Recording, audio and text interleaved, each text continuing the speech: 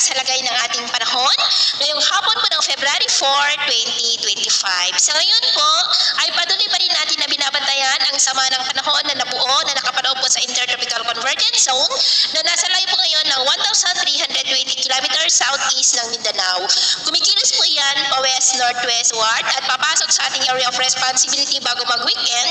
Kung hindi po yan malulusaw na posibleng magdudulot ng mas malalakas na mga pag-uulan, lalo na po sa silangan ng Visayas at Mindanao at ang development niya ng ating babantayan. At ito nga po pinapakita ng forecast model natin pong ginagamit hanggang po sa susunod na 2 linggo.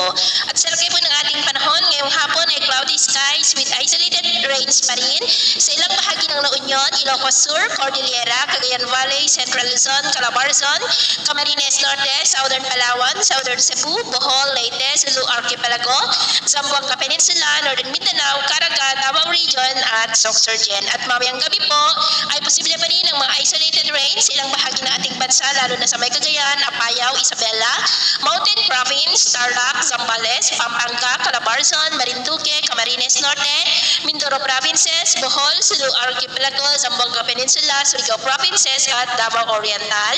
Kaya mag-ingat pa rin po tayo.